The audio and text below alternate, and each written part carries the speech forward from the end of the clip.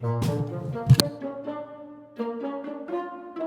1 2, test 1 2, test 1 2. Alright, what is up, you guys? Welcome back again to my YouTube channel. Hope you guys are having an amazing ass day.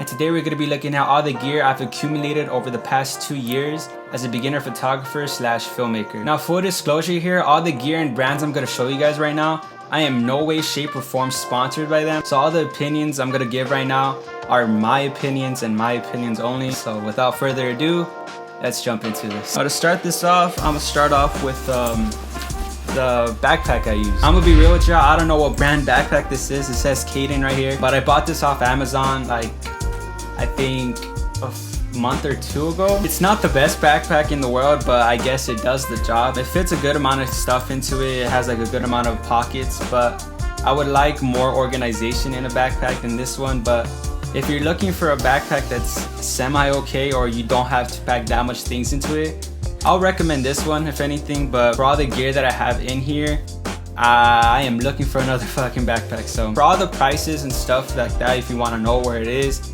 I'll link it down below, or I'll put it somewhere in here. But yeah, first thing is the backpack. Second thing, which I can't really show you guys right now, is the actual camera I'm using right now. It's the Canon SL2. I bought this camera used, I think beginning of this year, like in February. It only can record up to 1080p, but it works for me. This camera has a 24 megapixel sensor with a flip out screen with dual pixel autofocus, which keeps me in focus no matter where I move, which I hope I'm in focus right now. This camera is a complete workhorse for me. I use this for my vlogs, YouTube channel, photography, my films, literally everything. I use this camera right now, and it hasn't overheated on me. It hasn't done anything on me. But then again, it only records up to 1080p, so that's probably why it's not overheating. Nonetheless, it's a pretty good beginner camera, and with dual pixel autofocus, it really does help out when you're shooting vlogs to make sure you're in focus. But yeah, that's the body of my camera. Now, the third piece of gear I want to show you guys, but I can't really right now since I'm recording with it right now, is the lens, which is a 17 to 55 millimeter 2.8 lens from Canon. This lens is by far one of the best lenses I've ever bought.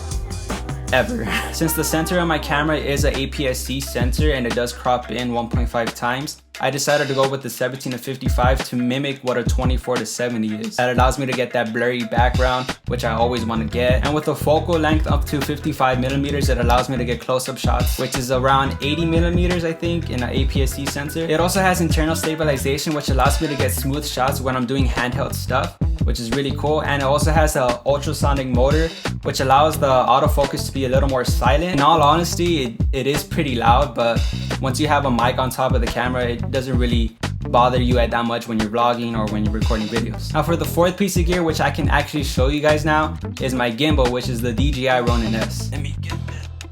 And here it is. Now, the only reason why I went with the DJI Ronin S instead of any other gimbal or stabilizer is because I wanted to future-proof it for as long as possible. All the other gimbals and stabilizers that I was looking at, like the DJI Ronin SC or like the Zhiyun Crane, were a lot smaller than the DJI Ronin S, which didn't allow them to carry that much weight capacity. I knew if I ever wanted to upgrade my camera, that probably meant putting on a little more weight to the camera or like setting it up with more stuff in it. And I knew any other gimbal wouldn't be able to handle the weight except for the DJI Ronin S. So I didn't want to worry about buying a new gimbal in the future. That's why I just spent most of the money on the DJI Ronin S.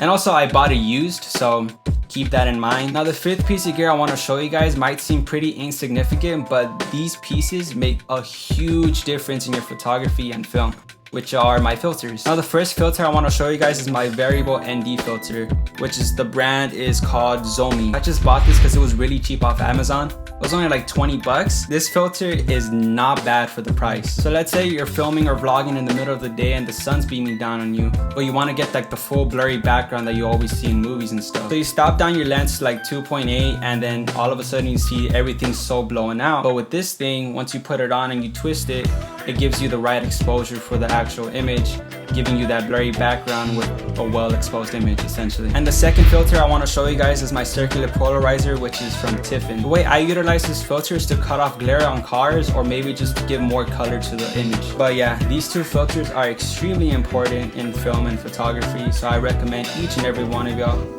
get one as soon as you can. So this last piece of gear I want to talk to you guys about is really unnecessary for any beginning filmmaker or any beginning photographer, but I love this piece of gear to death ever since I got it, and that is my DJI Mavic Air 2. Let me pull this baby out real quick. And here it is. It's very small, honestly. I thought it was gonna be bigger when I got it, but my god, this thing packs a freaking punch. For any of you guys actually looking into getting a drone, I highly recommend getting this one. It has a bunch of features that most drones don't have, like the automatic flying stuff or the automatic tracking and everything, and that helps out so much when getting shots. Not to mention that this thing gives you 30 minutes of flight time, giving you plenty of time to get the shot you want. Plus it records in 4K, plus it records in 60p, has HDR, all the sensors in the freaking world.